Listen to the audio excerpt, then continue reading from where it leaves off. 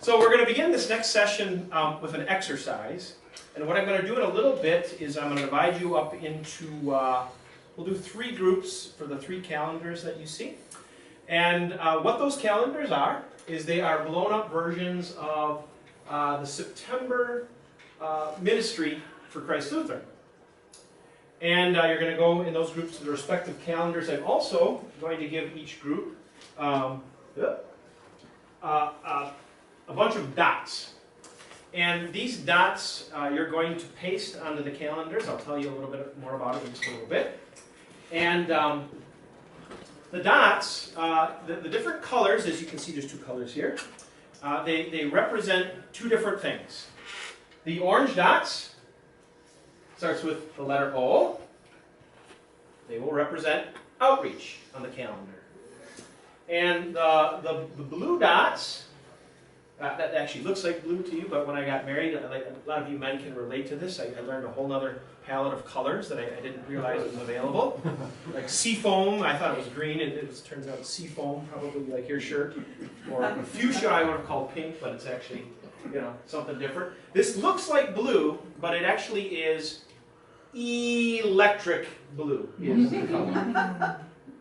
And electric blue is going to represent equipping the saints. So those are the 2 colors. But every single activity on your calendar, you're going to populate with 5 dots. If the activity is predominantly an outreach activity, it's going to be what color then? Orange. No, orange. Orange. Oh, no, it's orange. Okay.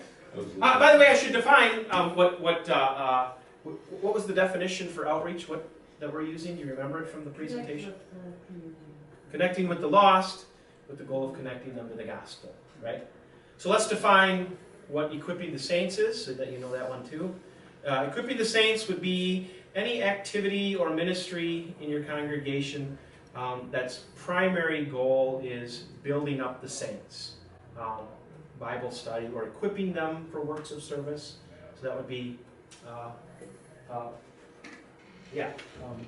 equipping the saints.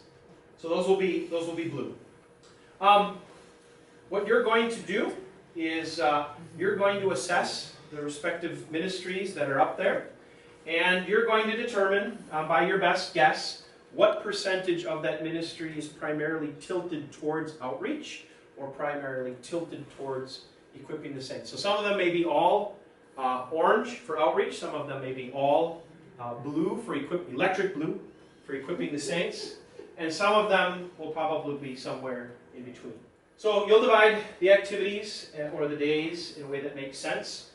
Feel free to discuss amongst your group, and if there's something up there, I didn't notice anything like circuit pastor or something like that maybe, but if there's something up there that you don't understand, well, there's the guy right there. He'll probably tell you a little bit about it. Or you can ask one of the other groups if they have any insight as to what it might be as well. Okay, so what we'll do, 1, 2, 3, 4, 5, 6, 7, 8, 9, 10, 15. Oh, your husband is? Yeah, I don't know. Oh, he's back there. Oh, is he? No, that's not your husband. That's not your husband. That's not mine. That was a pretty quick. That's We'll start with Larry to. How many is she not? She just came in and left. Oh yeah, she just. 2. Oh. 6, 7, 8, 9, 10, 11, 12, 13, 14, 15, 16. Quick question. Yes. You might have said this and I didn't gather it. Can some events be both? Correct. So this is the definition that we're going to be using, right? Connecting with the lost with the goal of connecting them to the gospel. And so to the degree that a particular ministry is that's how much orange you'll assess that it will be. So let's just kind of calibrate this together. Let's say up on the calendar, I don't see it, but for instance, you have a small group Bible study, and it meets once a month in somebody's home, and there's an open invitation to the community. I'm getting in your way. But in practice, what really happens is it's just the members of the congregation that show up. So this is not aspirational. You're going to mark the calendars for the way things currently are, not what you want them to be. So if there was a small group Bible study that met, and it's open to the community, you invite your members to invite others, but it doesn't practically happen, that's just going to be all electric blue, equipping the saints. If there was a moms and tots group where the moms were invited to invite other moms, and the members, the moms that came to the moms and tots group really did, and they invited other members from the community, and those members of the community rather regularly gathered with Pastor Odell for devotion. So maybe that would be primarily orange then, or at least 4 orange or 3 orange, something like that, that there was actually outreach taking place there. As you think about the worship service, think about, I think Pastor Recker mentioned it, just because you welcome everybody off the streets, the doors are open, how many people actually from the community that don't know Christ, that aren't members of the kingdom, how many of them are actually coming every weekend? So keep that in mind as you mark up the worship services. And everybody got, I was missing at the beginning, that each activity has 5 dots. Correct. That's the part I was like, is it blue or is it orange? Like, oh, they all get 5 dots. They all get 5 dots. It will be all orange, all blue, or somewhere in between. And again, there's 4 Sundays, so do the same for every Sunday.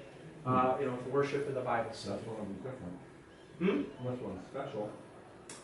Yeah, well, that could be like if you had, and I don't know if they have them anymore, but once upon a time, I remember me growing up here, they had the friendship services, and that would have been a special service where a lot of times different visitors did come.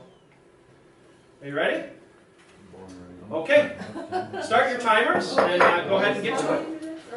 10 minutes.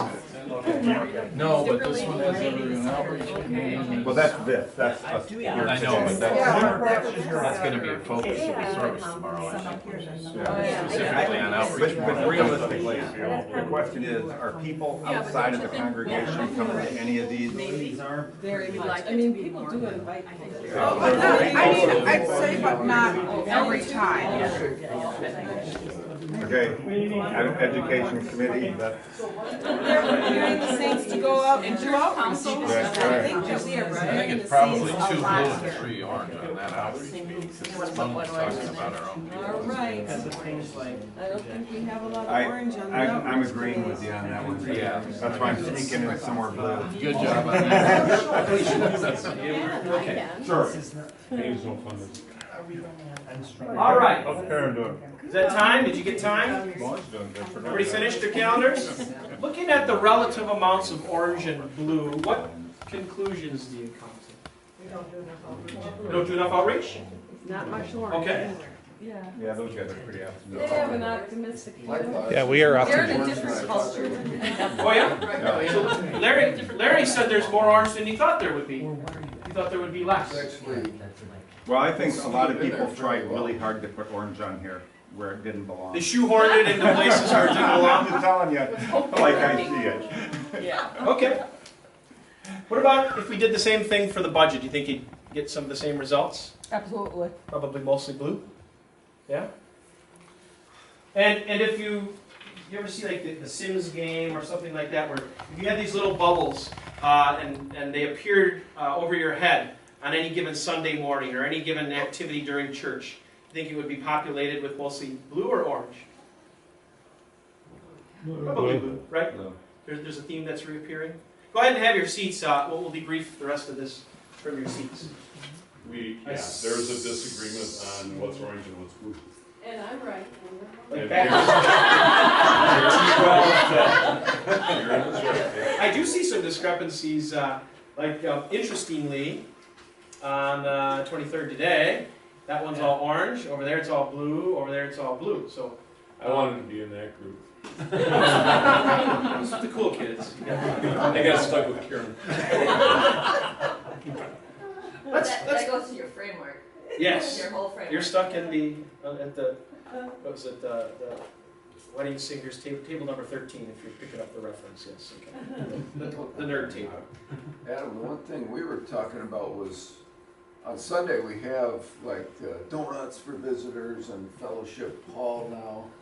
We got that all there, but that doesn't mean the visitors are there. We have everything set up for them, but we didn't pull them off the street. So we're going to talk about a little bit in about the difference between outreach and preparing for outreach or connecting things, because there's a difference between the two. Donuts and outreach, I think, is a thing that you do with the intent, at least in part, of creating an environment where that's welcoming. But that is a little different also than sharing the gospel. Those are different things, right? Outreach and evangelism are the two different terms that you heard Pastor Recker use. One is in preparation or to build bridges to share the gospel, and one is sharing the gospel. Well, so you get this beautiful new building. You make an appointment with one another every Sunday to show up. There's a school here. What is all of this for? To get down to this, I keep stepping in your way, on a fundamental level. Why does the church exist? To equip the saints for doing outreach. On a very basic level, there's so much that goes into a ministry, right? On any given week and on any given day. But on a very basic level, make disciples of those that are not disciples. And when they become disciples, teach them to obey everything that I have commanded you. So you look at the calendars, and that's not a commentary. I know somebody said we should be doing more outreach, and I won't even necessarily go there. Maybe that's a conclusion that you'd like to come to, that we should be doing more outreach. But God does call us to do both of these things, right? Both. And as you just look at the visual color on the calendars, I know you had some disagreements about which things were which, but you'd primarily say that the calendar is mostly populated with blue, mostly populated with equipping the saints. If you do feel like we wish we could put more orange into the ministries that are already there, or add more ministries that are more orange tilted, what might that look like? And let's think about that. It doesn't mean you have to reinvent the wheel and come up with a whole bunch of different ministries. Maybe you can think about this in terms of trying to add orange to some of the ministries that are already there. And as you did in the opening session, I want you to pair up with somebody, and I'll give you just a couple minutes to have this conversation with the person that you're pairing up with. What would it look like if we put outreach or supporting outreach? So supporting outreach would be like this, what we're doing right here today. Right? We're all learning and growing in our ability to understand how we can do more outreach. And outreach would be sharing, like inviting somebody to church would be outreach. Supporting outreach would be this. But what would it look like if we could put more orange into these ministries? Go ahead. I'm going to give you just a couple minutes to have that conversation with a partner that you're sitting with. Who will share? Karen? Well, I think we thought that it's like you have to decide where your focus is going to be. Because if your focus is going to be on visitors and trying to bring in the lost, then you do things differently. Each time, you take the liturgy, and it's like, I don't have a problem. I don't care, if we change that or not. But if I look at it from a visitor point of view, then maybe I'm going to do that a little differently. And even with, songs and just a lot of different things. So I think first you have to decide, because if you decide to focus on visitors and, reaching the lost, then that's going to be outside the comfort zone of a lot of people in the church. It's going to be music we don't like. Right. And right, exactly. And if our focus, and it's like we want to do both, obviously, but there's going to be one thing that we're going to just kind of push a little bit harder, and I think that's what you have to decide first. What's the focus going to be? And then I feel like for me, what Doug said about the name tags is kind of huge for me, because I go up to people to welcome them that have been, Are you new to the area? No. No, I've been here 20 years. Oh, And that's right. that's me, because I never notice who's here, who's not. Did I meet you before? Don't know. You know, and it's like, then I'm embarrassed. I feel just terrible about that. So I just leave after the service, and you will all know that Myers just leave. Here's And a, that's because I don't know who's who in there, and I'm not even gonna try. here's a pro tip on that one, because I do that all the time, or I used to at least, is do I recognize you? Then I don't have to ask them, are you a member? They're like, yeah, you know, I don't come very often. Ah, okay. Yeah. So I don't call them out for not being, you know, here. It's, I don't recognize you. Do I know you? Yeah. So pro tip Okay, there. I'll, But I'll try that. you don't like I recognize you? And sometimes they'll say, no, you don't recognize me. Like, oh, it must just be a face. And so I'll play it off that way. But then I'm not calling them out for, Yeah. oh, I thought I recognized you. Here, an interesting thing, John Hyde has made this point.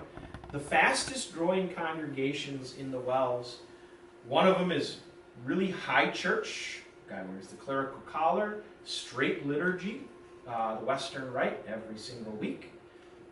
Another one is praise band kind of a thing. Another one is, you call it run-of-the-mill worship. Nothing stands out one way or another. So it actually has little to do with the style of worship. It has a lot to do with some of the things you're talking about being welcoming, the community, where it's a group of people where we make an appointment to show up with one another. We care that one another is here, and you're a guest. We care too. So those are some of the things that you were listing, I think, are really key things that if you become more intentional, that very much is adding more orange. And it may not be reflected on the calendar, but it might be reflected, like, where did I have? The little bubbles, you know, the conversations. So instead of just huddling around with your group, you might get to add a few orange dots to your conversations that float above your head as you, like a missile, not too creepy, but like a missile, go seek out that person that you don't recognize and say, do I know you? Maybe you remember, I'm not sure.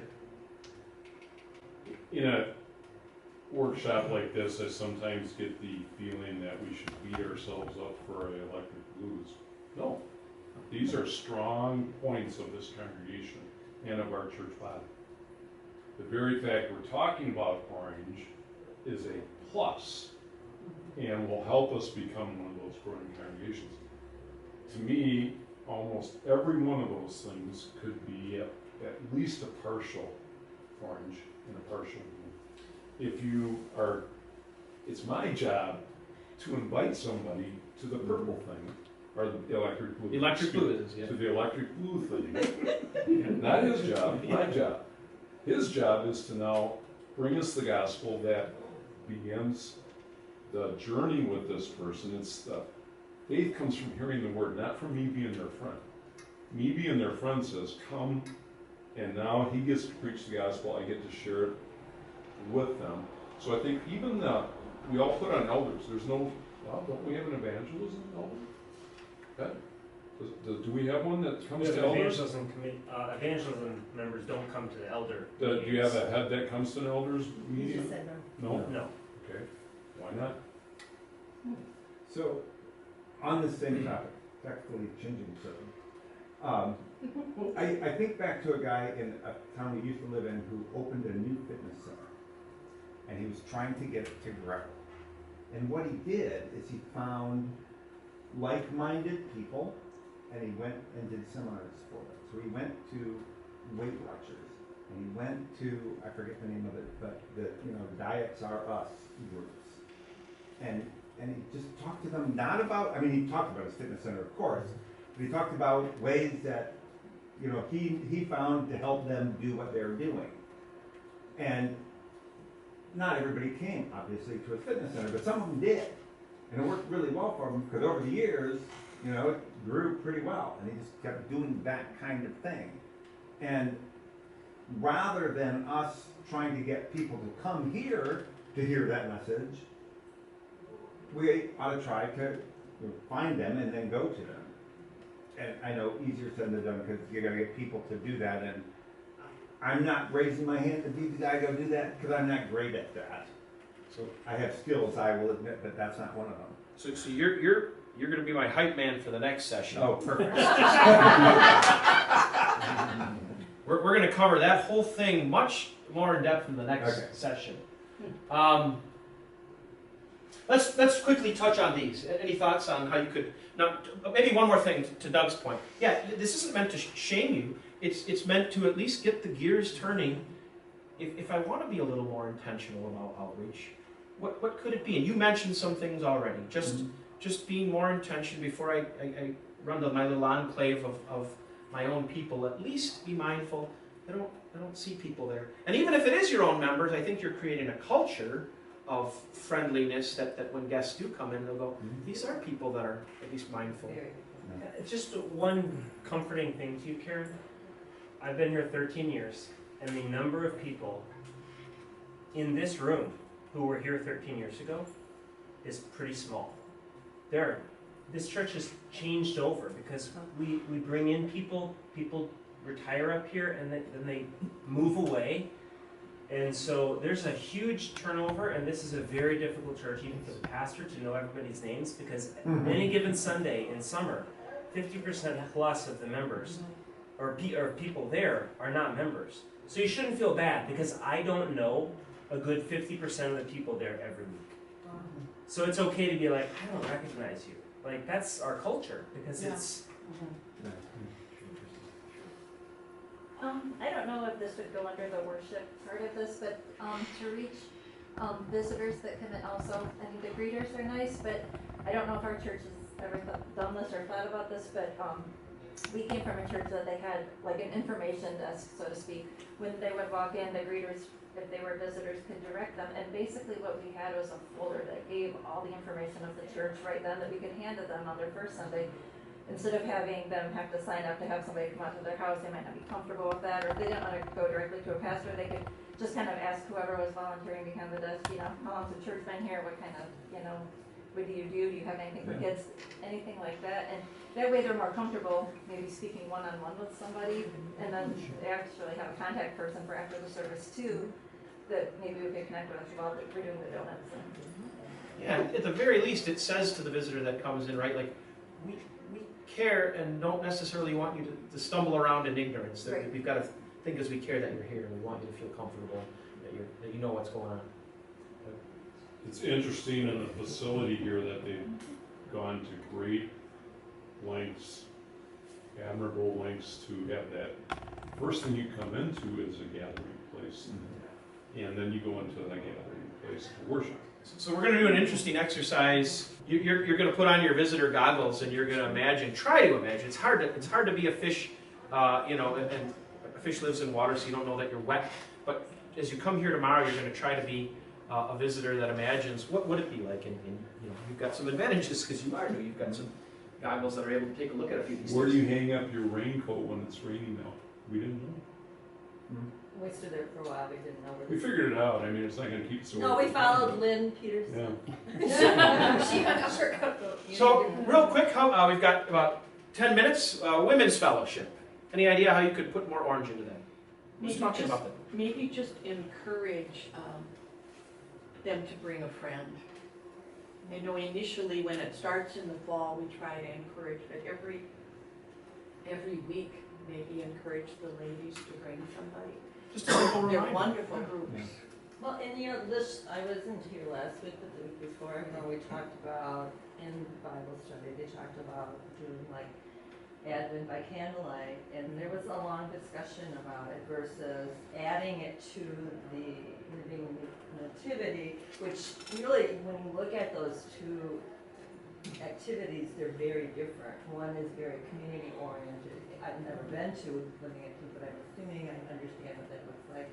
Versus the Advent by candlelight, which is more of a in reach, if you will, or it could be the saints. The Advent by candlelight is more personal too, where you can go to a single person, your friend, and say, "Would you like to come to this with me?" It's but they were trying to make a decision as to which way we were going. Oh, you were the leader of that group. And I just thought the comments were good. I mean, it was, you can only do... What was the discussion? Which way you were going to go with what? Well, would ladies group be interested in adding the Advent by Candlelight, kind of it would be at about the same time as Living Nativity, and I think everybody kind of Tying it together. agreed. Yeah. But they did have a Lent meditation. Yes. Yeah, well, they did, and so to me that, just Yeah. that conversation was the Beautiful. difference between outreach and That it was on the minds at least, huh? equipping the saints. What about this one? Maintenance and facilities. Playground, What's that? A playground, playground? with a big sign out front, come and enjoy it. Okay. You know, make Just sure- says, hey, your crying kids are not a nuisance. We embrace this kind of a thing. My wife and I had the pleasure of going to Christ in Pewaukee this last weekend, and the Groffs were there as well. And one of the things that it was made clear by my son Matthew, and they weren't part of the tour. Matthew gave us a tour of the new facility. Is they outreach to the community by allowing them to rent portions of the church, is what they do. And so they will have basketball, intramural basketball from somewhere else come in and use that Huge basketball facility. Huge gym facility. Right. And so they do reach out, at least, you know, have the opportunity to plant a seed. Somebody might see a cross and go, what's that? Yeah. So it's a form of outreach that they do there. And Okay. I was real impressed with it. Thank you. Yeah. If you see it, a lot of churches nowadays are going to electronic signs, because if we put electronic sign out, we could put a lot of information easily. If somebody is driving by, they can see it.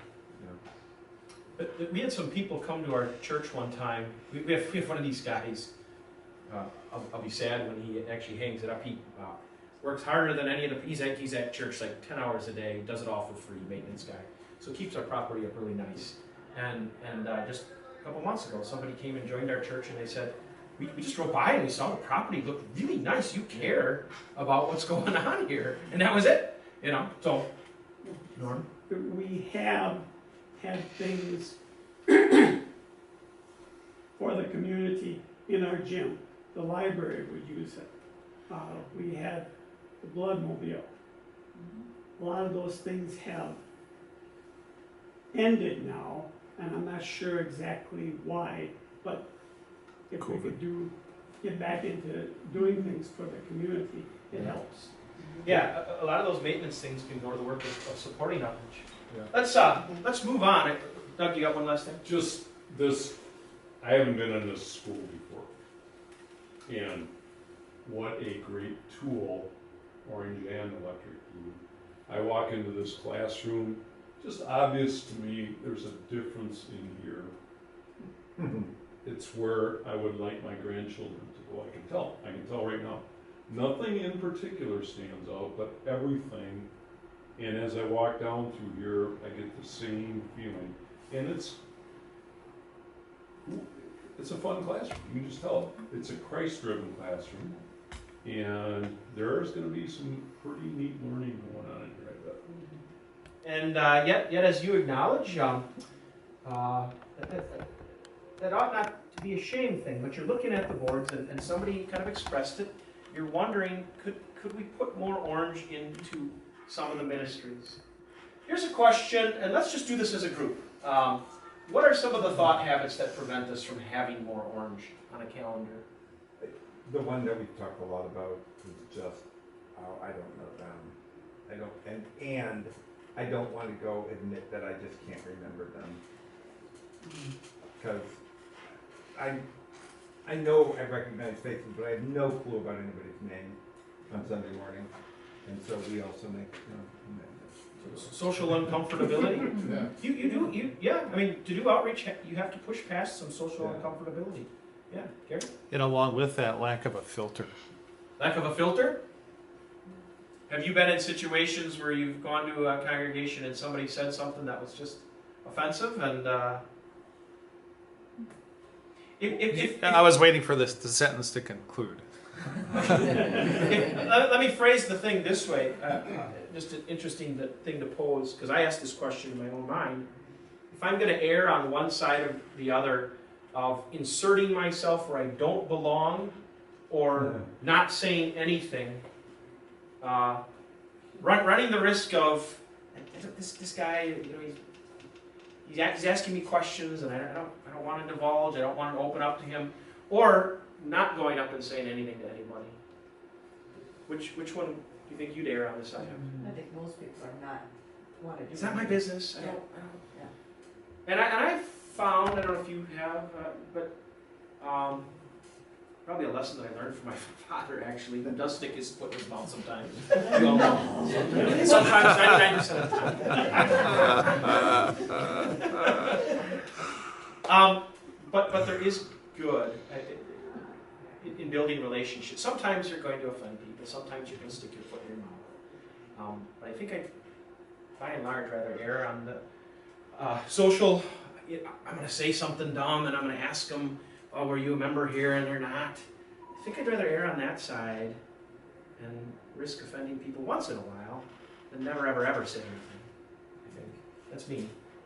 Maybe just something to add to that is that this is God's work ultimately, and so you may screw up.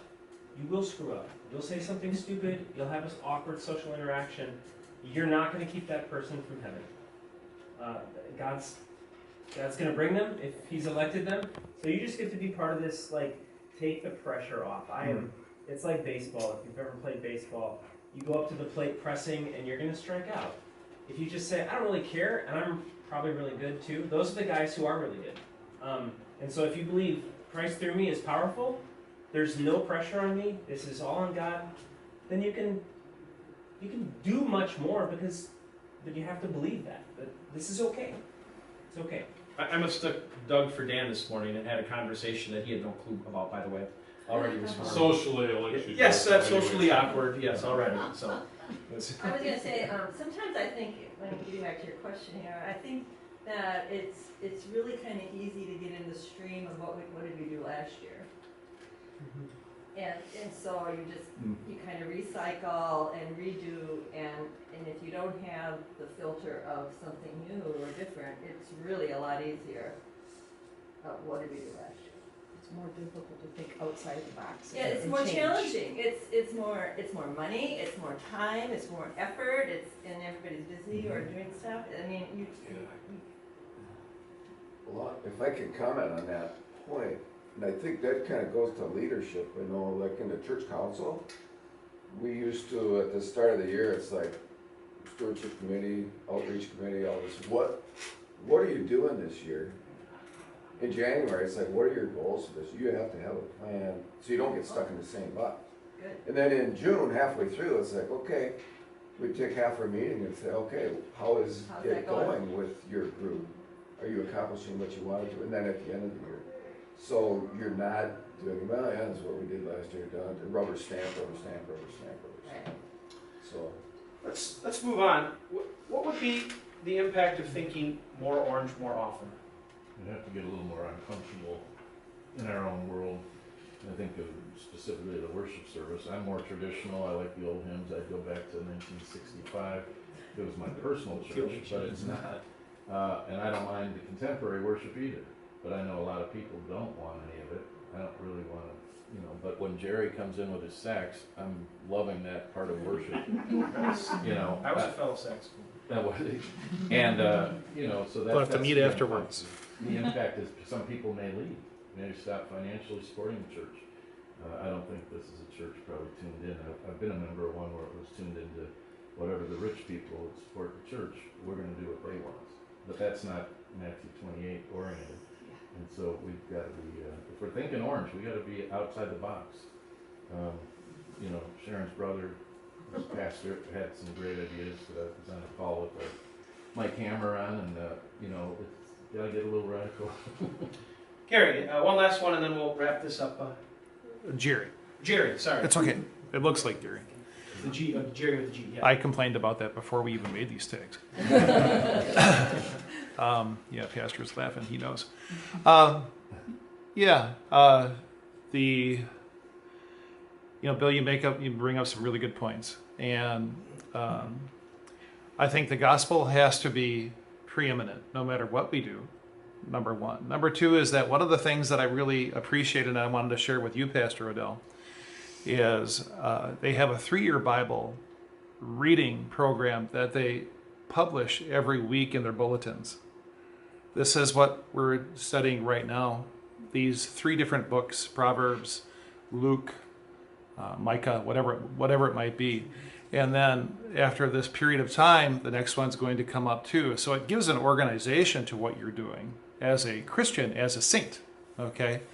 And I think that can help us, it helps me, is what it does, to have specific things to focus on as well.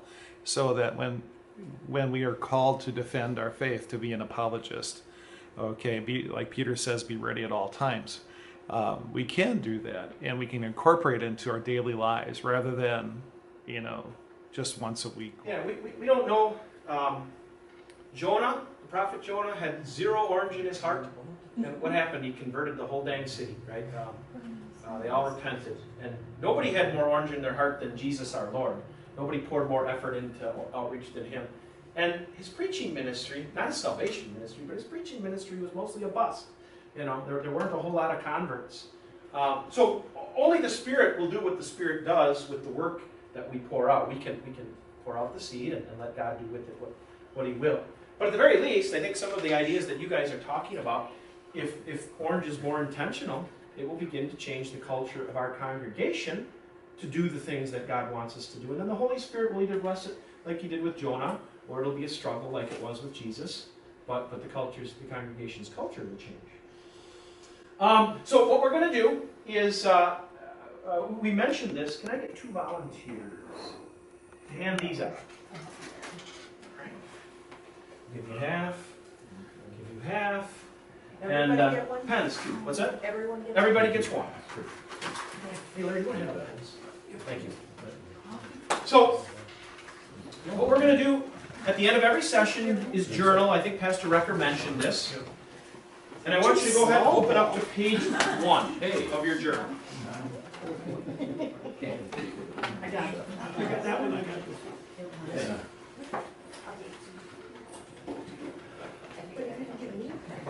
And at the end of every session, Take his, it's on his turn.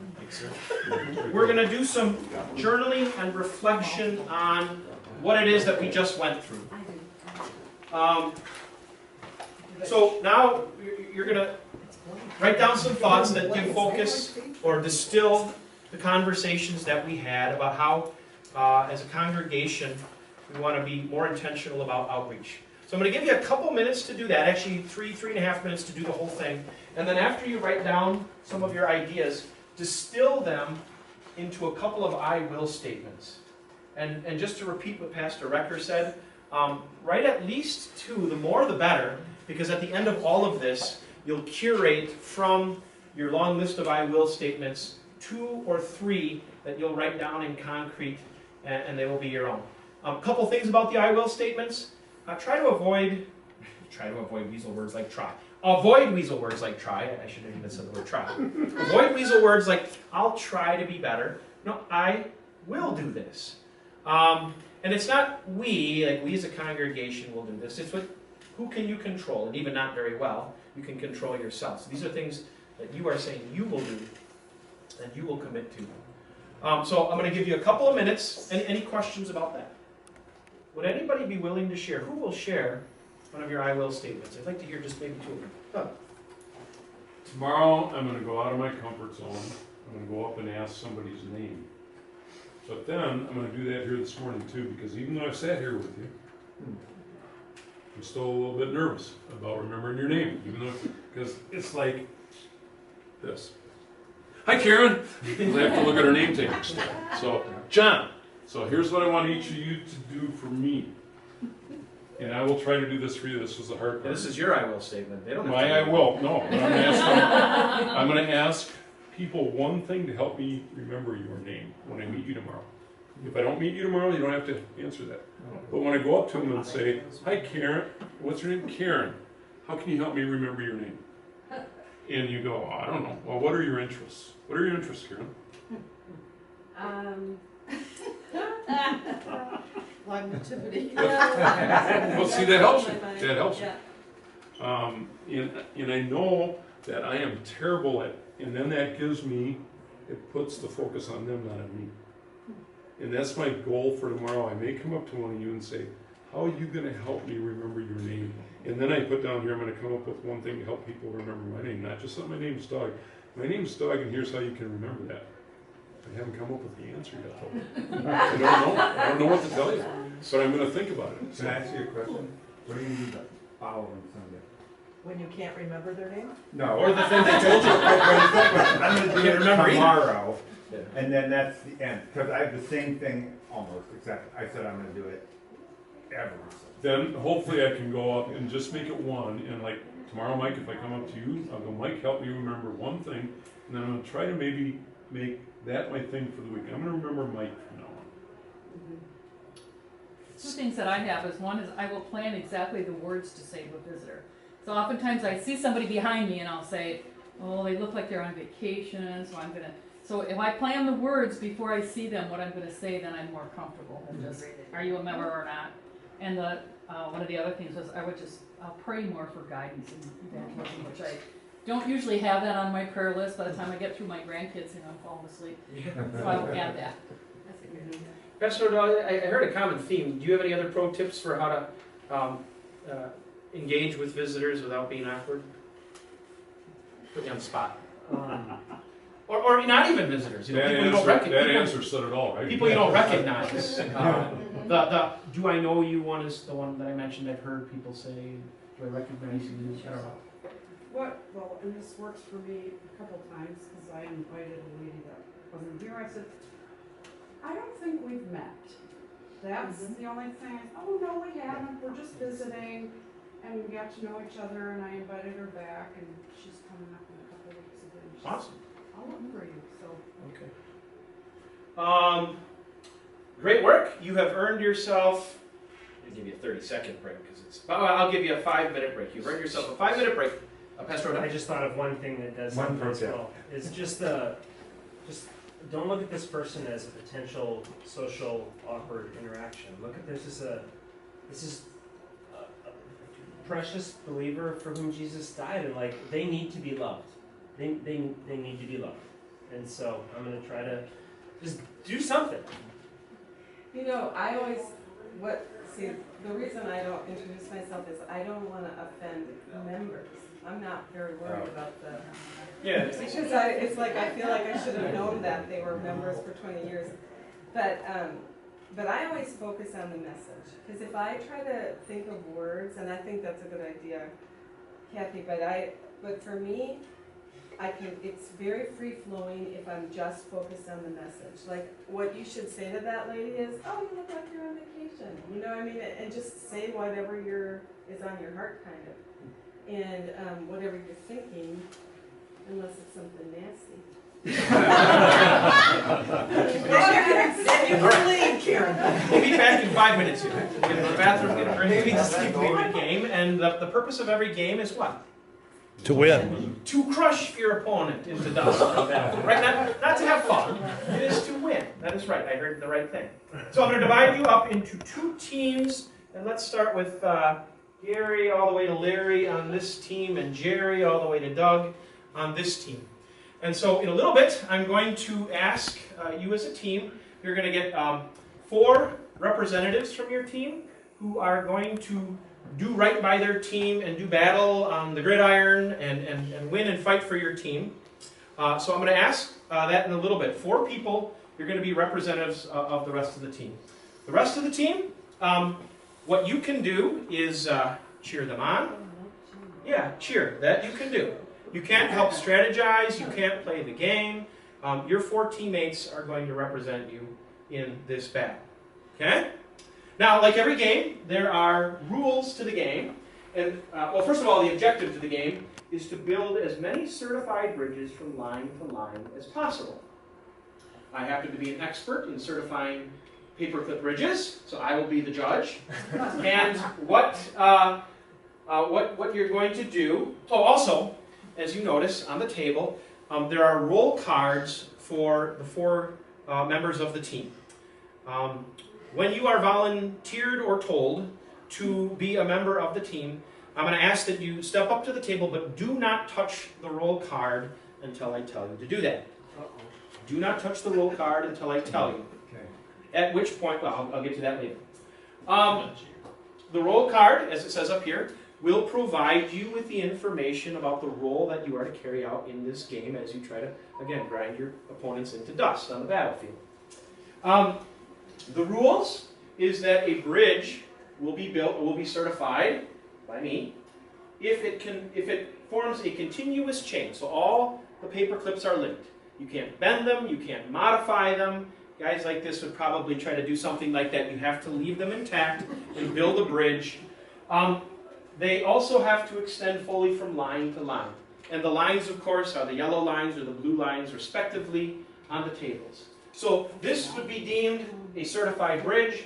This, because it's not touching the lines, would not be a certified bridge. Are there any questions so far about the game?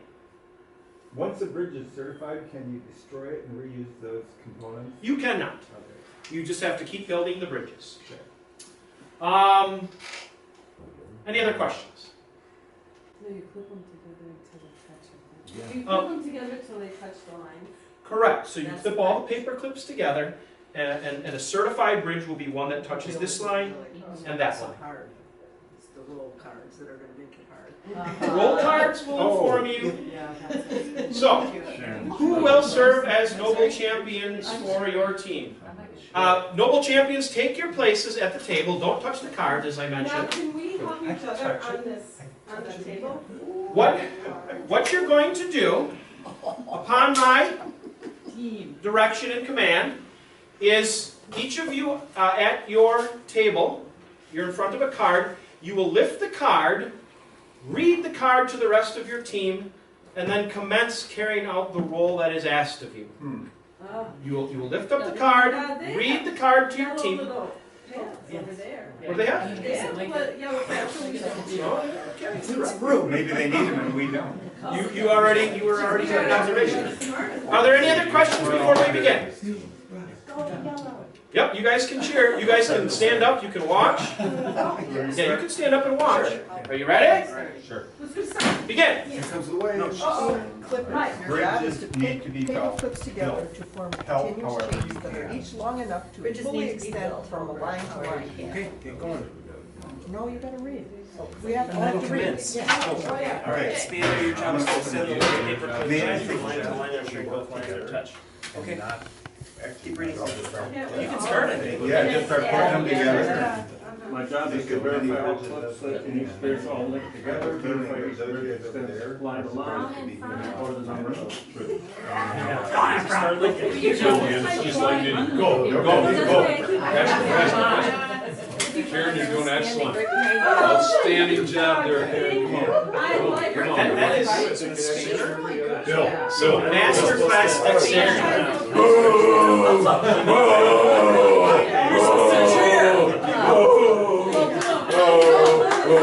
Look at the scoreboard and see who's in. Our team. Loser. He is a bad The other team, not the you can fight them, not the noble champions. They have to do that. Well, hey. Yeah, you can go long. You might get a You're doing good, team. paper clip in the nose,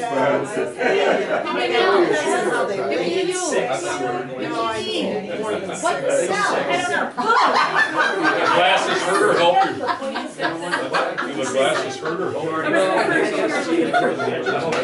You do this, you just. I don't know, I was trying to figure out this. I'm on your side, but I'm just consulting. Everybody knows how to do I know that, I understand, but you We got got the little glasses. clips too. Come on. There you go. Now you're on. You're going until we're out of paper. I can only cheer. That little piece. Yeah, the little. My boss, we need more paper clips. Sorry. She's counting on it. did. We didn't go from. Hey, I'm gonna be smacking you in a minute. Oh, I made mine tomorrow. See, I did that too. All right, you guys. Now we have. All ready? Time! Put down your work. Quit cheating, Sharon. Quit cheating, Sharon. Put down your work. As I said, I am an expert in these kinds of things. I'm going to certify who it was that won. So, the blue team Yep, line to line. Ooh, that one just made it. 2, 3, 4, 5, 6. The blue team, 6 bridges built, certified built. 1, 2, 3, 4, 5, 6, 7, 8, 9. Yeah, look at your paper clips, so you use your paper clips. Way to go, team! Way to go, team! Good bridge building. Good bridge building, guys. That was a master class. Karen said she wasn't In gonna. dexterity. Now, They had something else. well, so let's go ahead and have a seat. Different directions, maybe. I heard a bunch of people already noticing some observations, some discrepancies. Yeah. What did it take to build more bridges? Did they have 2 people? More linkers. More linkers? Yeah. So more workers here? Yeah, we had to wait for one person to do all of ours. Oh, Sharon? that is the Oh, problem. that sounds like, That's Same? the problem. that sounds like an excuse. We had teamwork. Yes. Sounds like whining. That's what you're gonna say. So Apparently, yellow pads are not a help. they're not a help, a hindrance. So when it comes to outreach, sticky pads are not a help. Did anybody else see some? What else did it take to Well, build we more had bridges? teamwork. We were all working at it. Well, Okay. and not only teamwork, but individual person had skill that they brought to that table. So are you saying the yellow team had some advantages? No, Yeah. we were just better. So, We only had one person that could build. Right.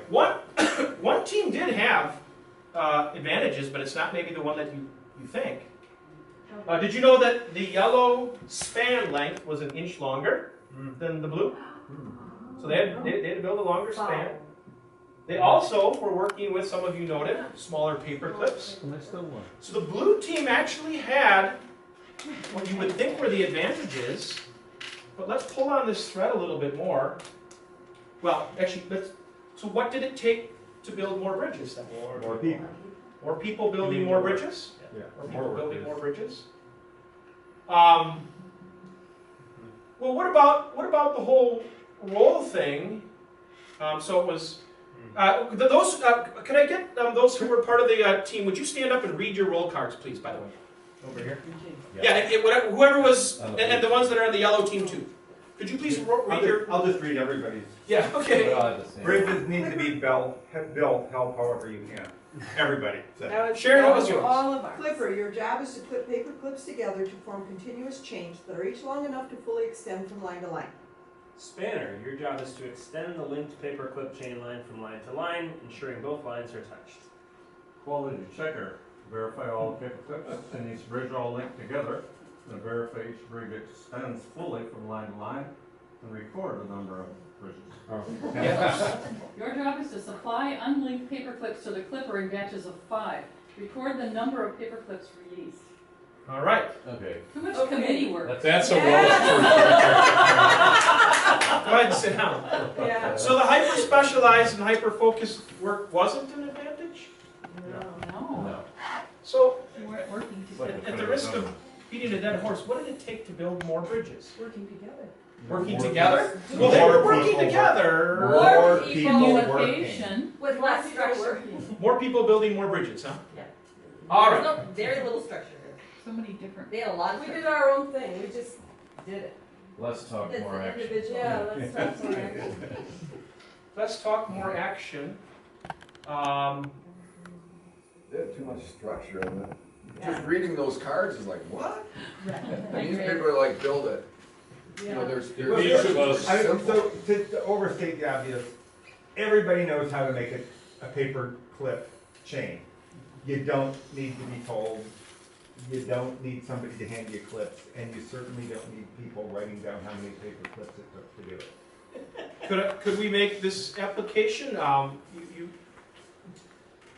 Big churches, lots of advantages. They've got the, they've got the super programs and all of those things. Do they have an advantage when it comes to outreach? They got a super hyper focused outreach committee that's doing great work. Is that an advantage? Christ Luther, like, oh, we don't have that. So the answer is yes, if they take advantage of the huge cast of workers that they also have. But if everybody sits around thinking, oh, we have a committee for that, then no. And I might even disagree a little bit. I don't know that the organizational structure is always an advantage, because sometimes it creates exactly what you were arguing against. And so somebody made a comment before about we used to have this, that, and the other thing in the previous session. And it's kind of by design that we've taken some of those things out so that the workers can simply go and build bridges, so that we're not asking you to come here and do this particular thing that might have a tangential relation to some lost person, but so that you have time at your home to build friendships with your neighbors, to do other things, to build the bridges with your neighbors. Yeah, it is building bridges, the goal of connecting it to the gospel. Is that the pastor's work? Is that his hyper-focused role? Is it the outreach committee's work? More bridges are built when more people are building bridges, right? Isn't that kind of the point of this game? We don't farm it off to a little group and I'm elders and you're outreach and I'm this. The point that this game was illustrating is the more people building bridges for the sake of connecting to the gospel, the more bridges are built. And sometimes even the roles can bog you down in the sense that, right, no, this is my little area, I'm going to stay in my lane, I'm not going to build bridges to the gospel. Right? Kind of a profound thought, I hope. Maybe that's just a rhetorical question.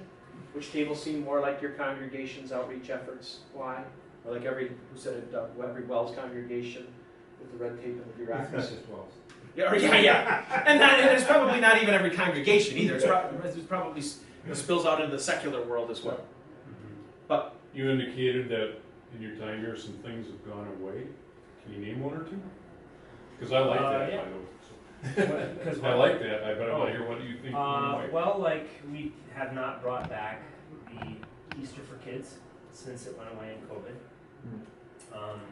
We haven't brought back a specific service of worship and praise, which was like a praise service. We've tried to simply incorporate that into everything because that took a lot of time and energy and effort to put on that particular thing that was supposed to reach outreach. So some like the blood drive sort of thing, those community, we used to go up and volunteer at the dog sled race, we used to volunteer at the Cranberry Fest, we used to volunteer at all sorts of community activities, and that was our evangelism work. And we've cut out all of that stuff. The other thing, I was just gonna say, I was a nurse for many, many years, and one of the new lingos in the last 10 years is this cross-training kind of thing. It helps with retention and recruitment, and it just makes everybody feel better about themselves. So I see this as kind of cross-training, because we're all kind of learning or doing the same thing, it's just in a different, maybe department or whatever, and that was very specific, and you really didn't cross-train to anybody else's role. This is, I think, an interesting passage. This is Acts chapter 8. On that day, great persecution broke out against the church in Jerusalem, and all except the apostles were scattered throughout Judea and Samaria. Godly men buried Stephen and mourned deeply for him, but Saul began to destroy the church. Going from house to house, he dragged off both men and women and put them into prison. Those who had been scattered preached the word wherever they went. Who did outreach? Those. But was it the pastors, the apostles? Who was doing the outreach? Individuals. All except the The church. All except the apostles were scattered. Yeah. And then those who were scattered, not the apostles, preached the word wherever they went. So, this Everyone Outreach program that Wells has rolled out, this is not some newfangled thing that we came up with that's cutting edge. This is the way it's always been, all the way back to the beginning of the church. Now, it was Christians who were building the bridges. All of them were doing that work. dream a little bit. If we attempted to shift the thinking more to this than that, what would that begin to look like? And I'll leave that statement as vague as it is. Yeah, we'll do it. Pair up and just have this conversation with the person that you've been speaking with. Let's do that for just a couple minutes. Go ahead and have that conversation. What's everyone outreach look like?